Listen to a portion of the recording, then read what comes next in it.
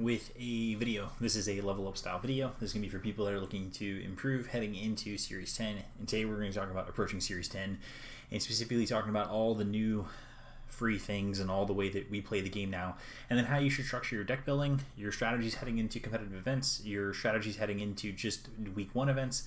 Basically what Series 10 does that completely shifts the way we played back in Series 9.5 even, with Series 9 and Draft Box 5, all those cards. The game completely just changes heading into Series 10. So today I want to talk about a little bit of the reasons why. So the first thing is focusing on the impact of Unisons.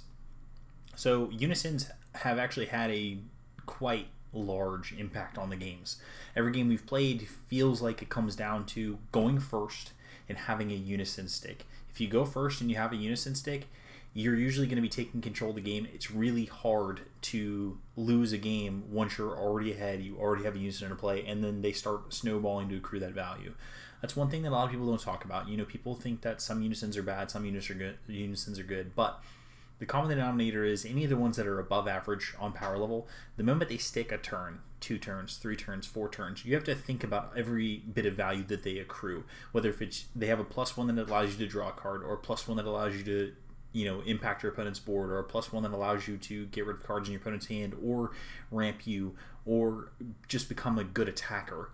Every single time that you have one of those, you can trigger one of those effects, you're getting some sort of advantage because you're getting to do something for free, additional every turn. You're increasing your actions per turn tenfold. And now, not only that, but Unisons have the impact of giving you these free battle cards you get to play, or free negates you get to play. Yes, they might have requirements like your leader has to be mono X color, but they push you into playing these free cards. And now you're taking the average cost of every card in every competitive deck and you're decreasing it.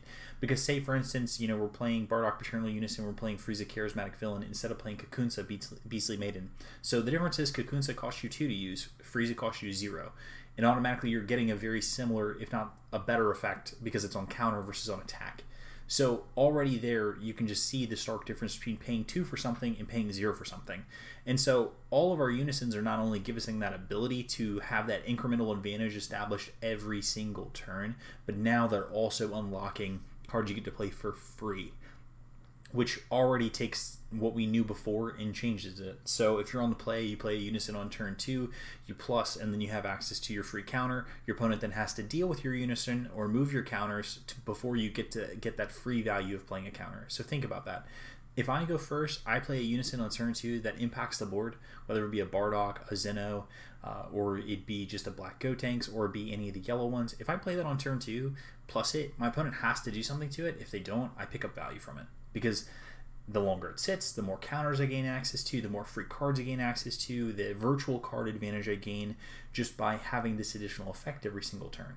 So Unisons take what we had in Series 9.5, where you had a lot of, you have to know what your opponent's playing on X turn, and you have to be able to think about how you're going to interact with their strategy. And Series 10 kind of eliminates that, because what it does is now everyone has this decisive turn 2, turn 3, turn 4 play progression, because it's like turn 2 I'm going to play unison, or turn 3 or turn 4 I'm playing high impact unison, and I'm going to then gain access to these free cards. So now every turn becomes much more thought-provoking in the fact that you have to deal with the opposing unison, but at the same exact time, you reduce the amount of combo steps, because if you attack a unison, there is no defensive combo step, so you gain an advantage that way, and then it just prolongs the overall pace of the game. So if you're the first one to get a unison down, and you start snowballing out of control, with these different powerful unison effects, that's how you're going to start winning games. And so a lot of games now are devolving into, like I said, those play progressions of unison on turn 2, turn 3, turn 4, and then from there, one player is either gripping like a vice grip on the game, takes full control, and ends up just winning the game shortly after, or the games just go on forever because it's just a resource exchange back and forth, which I know a lot of people are into. Again, talking about the unison impact, now you also just have really powerful cards that are in the unison slot. I think Sin Shenron Unison and I think Mecha Cobra are the best unisons in the set. Mecha Cobra is game warping. Having this permanent in play that comes down with 4 counters on it, you tick up, you draw a card, you keep something in rest mode, now you have a blocker that when it loses a counter, you can tap any of your opponent's cards. that card just has so much value for costing you 4. It's better than any battle card you could play in that spot. Just because, like I said, you're getting a permanent on the board your opponent has to deal with and face down, and they get punished for doing so. And so that's you have to think about that. It's when a Unison is on the board, it's better than a battle card because it can't be countered. Yeah, it may open up a counterplay window, but it can't be countered. It has multiple lives, and then every turn it sticks, you're just gaining that additional value, and you're slowly working towards ending the game against your opponent. So Unisons in deck construction, you're going to want to play 6 to 7 Unisons in your deck a lot of the time, unless you're yellow, where you're kind of glutted on 2s because of Saiyan Instincts, Bardock, Bergamo. It's really hard to play a 2-cost Unison in those decks. You're probably going to lean on Mecha Cobra on turn 4, but in the majority, if not all of your decks, you're playing 6 to 7 Unisons just because of how important it is to have a Unison on turn 2, turn 3, and beyond. If you don't have one, you don't gain access to those free counters, you're going to find yourself in a world of trouble, and you're always going to know the difference between having Unison and not having Unison. If your opponent has one on the play and you don't, you're way behind, and that's how every game is felt, is whoever wins the dice roll, whoever sticks their impactful Unison first, they take over the game, unless you find some ways to catch up, whether it's through hand destruction or overwhelming card advantage. The games, I don't want to say the games feel, a lot of the games feel similar when you start testing in mass, because you're going to start noticing the different patterns that happen, but that's one thing to think about, is just the overall Unison impact. And then also going into Gotenks Fusion of Friendship, is this is a different type of Unison. This is one of the ones I like highlighting because not only is it amazing because it can come into play for free for just milling it, but it's just a innocuous 5k that you +2, you have to discard a card and you pump it 10k. So it comes down for 1, you pump it to 3. Your opponent is either swinging at it, which is giving you advantage, because if they kill this, it's not a big deal. You got it for free anyway, doesn't matter. But if they leave it, then you can +3 to +5, and then from there, you're just, again, creating that value, because now your drop area already matters. So discarding your cards in your hand you don't really care about, or you have ways to get them back or accrue value from doing so. And then, of course, you have the -4 that helps you finish the game with Vegex Leader, because you're going to get 20k dual attack and then have double strike from the leader.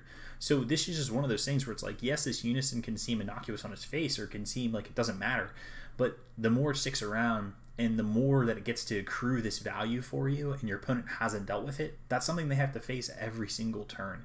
And that's one of these things people don't think about, is just how the game scales, and how it moves. And it's just like every single time that you're having to defend a 15k attack, that's one card that you're having to give up, or you're taking life.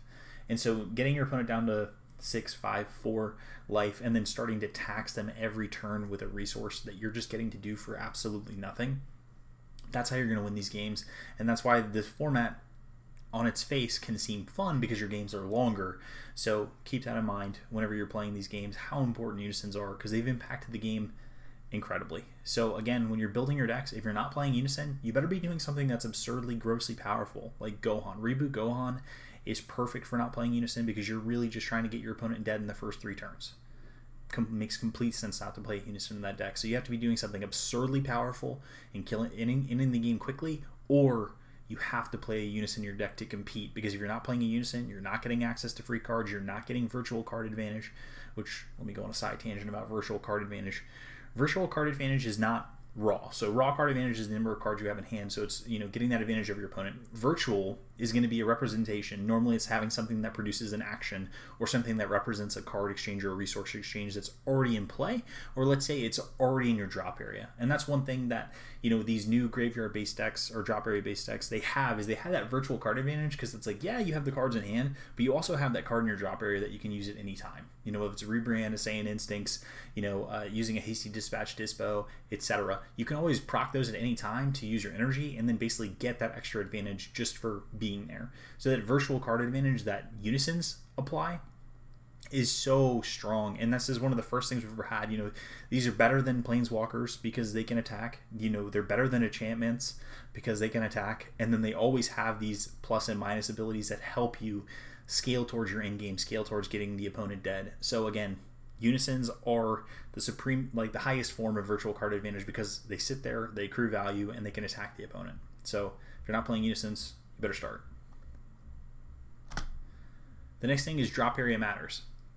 So going into Series 10, In 9.5, we're starting to see Rebrand, Punishing Passion, and Insane Instincts be the cards that take over, right? And then, of course, the Universe 3 stuff was also there. But now, with the introduction of Vegex and all these other strategies and leaders that promote having cards in your drop area, if you're not playing cards that can impact the game from the drop area, then you are losing out on a valuable resource, which is that virtual card advantage, which is that having that option to do something that doesn't require you to play a card onto the table to open up a window for your opponent.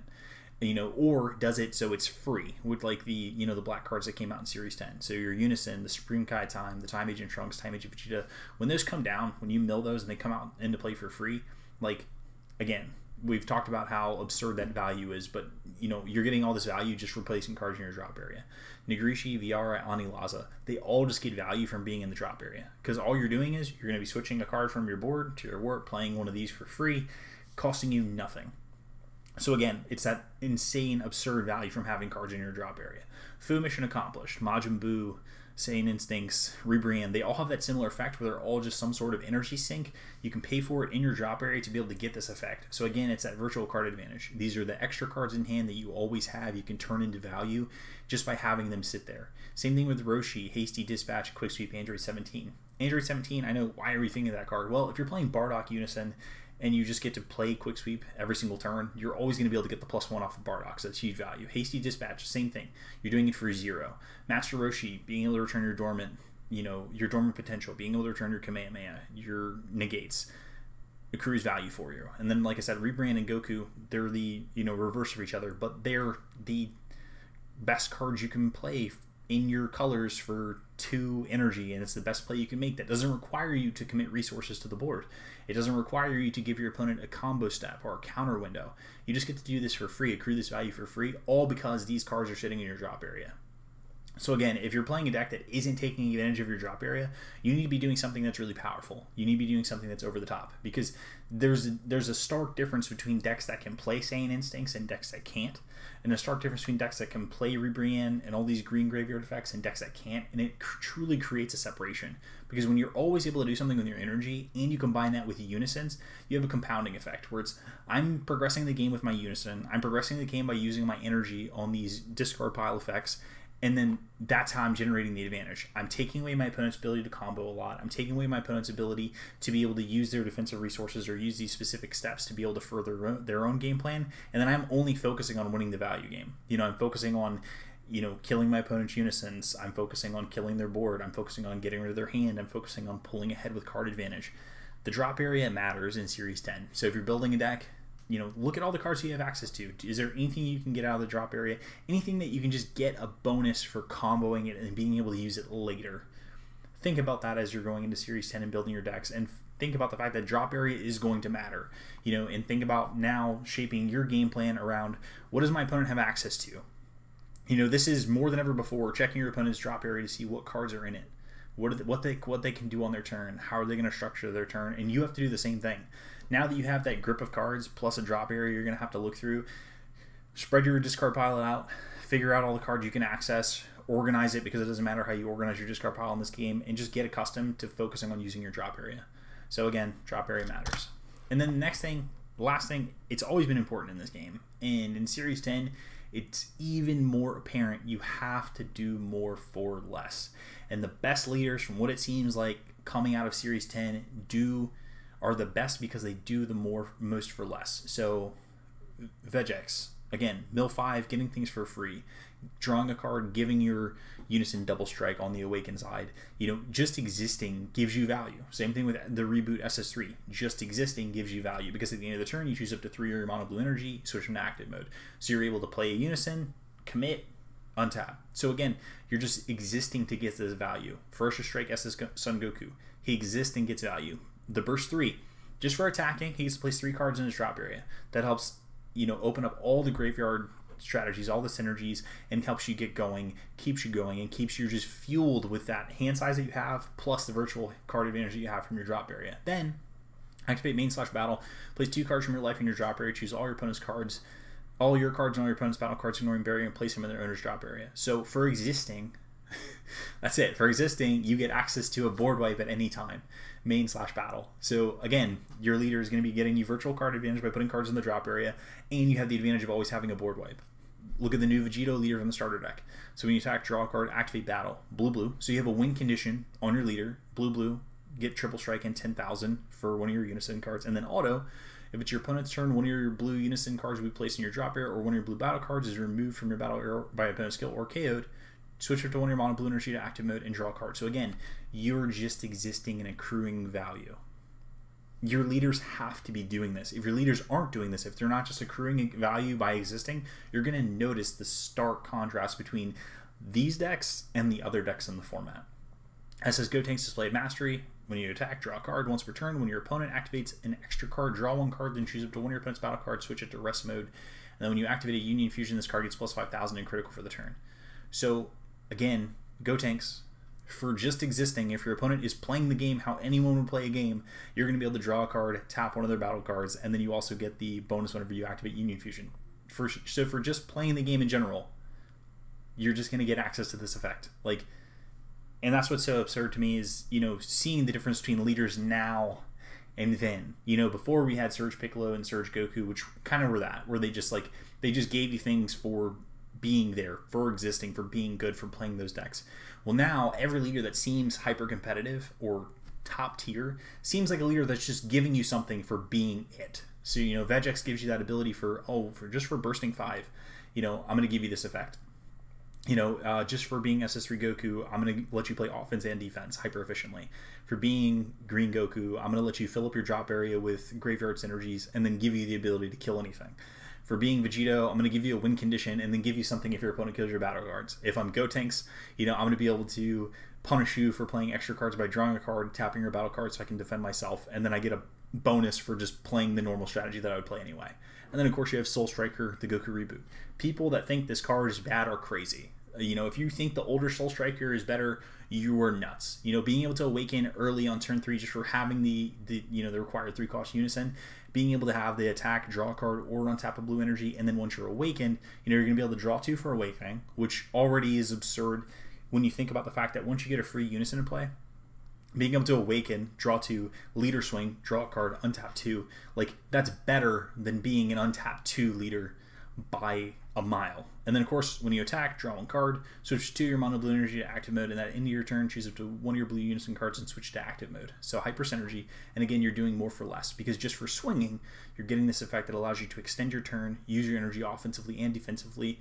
It allows you to be able to play battle cards without being punished, because if they do counter it, then you can still get 2 energy back. So in general, the way that I would approach Series 10 is you have to focus on Unisons, the drop area matters, and you have to do more for less. You have to just get paid for existing.